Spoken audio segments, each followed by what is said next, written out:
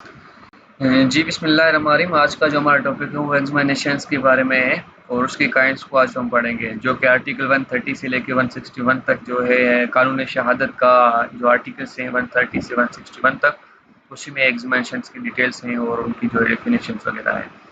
तो हम इसकी काइंड्स वगैरह देख लेते हैं, एग्जामिनेशंस की मीनिंग देख लेते हैं, इसका क्या कहता है। जो एग्जामाइन की मीनिंग है वो है कि to check, to find out, to examine, analysis, test the knowledge by asking questions. It mean कि एग्जामाइन करने का ये मतलब होता है कि हम फाइंड आउट करते हैं, एनालाइज करते हैं, उसको चेक करते हैं, उसको क्वेश्चंस वगैरह हम पूछ के उसकी नॉलेज को टेस्ट करते हैं। ठीक हो गया। उसके अलावा जो उसकी मतलब हम एग्जामाइन जो है ना वो कौन कौन से केसेस में कर सकते हैं, तो हम दोनों केसेस में कर सकते हैं। बहुत केसेस सिविल हो चाहे क्रिमिनल हो, उन दोनों में एग्जामिनेशन होता है। ठीक है। उसके अलावा हम इसके रूल्स देख लेते हैं कि इसमें कौन से रूल होते हैं। तो इसमें जो रूल 4 हैं, एक तो ऑलवेज ओरल, हमेशा ओरली होगा, वो ओरली बताएगा अपना जो भी चीज़ होगा, अगर क्लोज करेगा, अगर चीफ होगा, अगर री एग्जामिन होगा। ठीक है।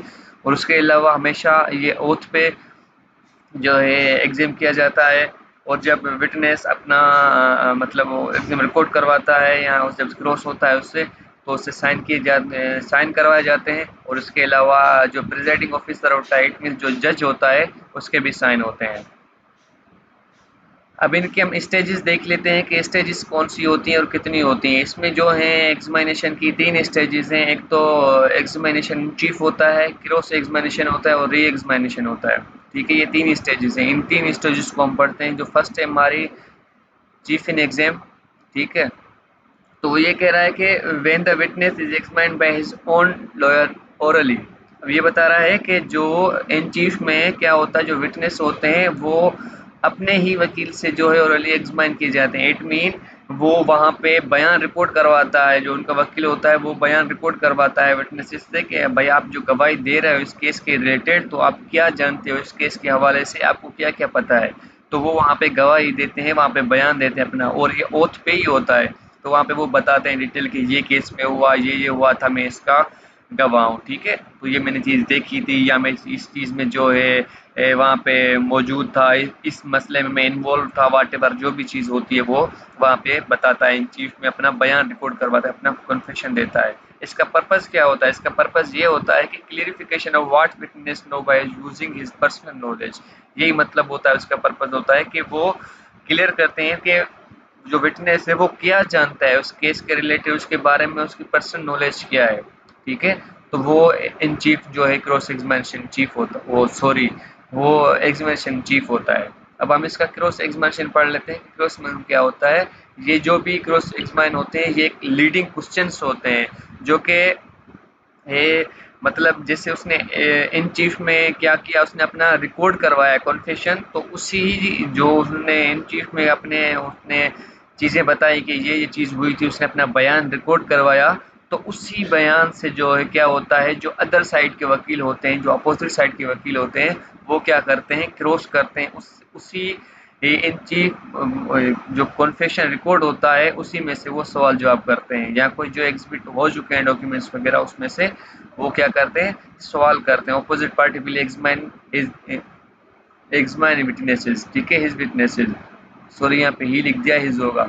तो उनको जो है क्या करता है, सवाल जवाब करता है। पर्पस क्या होता है इसका? पर्पस ये होता है कि चेक क्रेडिबिलिटी ऑफ विटनेसेस की चेक की जाती है कि, और उसके अलावा चेक ट्रूथफुलनेस ऑफ फैक्ट, क्या कि जो उसने कॉन्फेशन दिया था इन चीफ में, जो अपना बयान रिकॉर्ड करवाया था, क्या वो सही था, क्या उसको को जो है ना किसी ने गलत गाइड तो नहीं किया, क्या वो झूठ तो नहीं बोल रहा। तो इस क्रॉस में जो है क्या किया जाता है, उसको उसके ट्रूथफुल फैक्ट्स को देखा जाता है। और ये डिसिसिव स्टेज ऑफ केस होती है, इसी स्टेज के बाद जो है केस डिसाइड होता है। ठीक है। उसके अलावा री एग्जामिनेशन है, ये नॉट नेसेसरी है, ये ज़रूरी नहीं होता, इतना खास नहीं होता। इसमें सिर्फ ये पर्पज़ होता है कि भाई कोई एक नीडी सिचुएशन आ जाती है ऐसी कोई, तो बाद में जो है क्या होता है, री एग्जामिन होता है, वरना नहीं होता। ज़्यादातर जो है ना री एग्जामिनेशन नहीं होता, बहुत ही कम केसेस में होता है। If presenting officers think there is any confusion, अगर प्रेजेंटिंग ऑफिसर जो जज होता है वो समझता है, ये सोचता है कि कोई ऐसी कंफ्यूजन है, तो आया यहाँ पे जो है ना री एग्जामिन किया जाए, यहाँ पे ये नीडी सिचुएशन पैदा हो जाती है, तब क्या होता है, री एग्जामिनेशन किया जाता है। तो आज जो हमने टॉपिक कवर किया वो एग्जामिनेशन के हवाले से था कि इसकी कितनी काइंड्स होती हैं और एग्जामिनेशन कब होता है। तो इसकी 3 ही काइंड्स होती हैं, जो कि हैं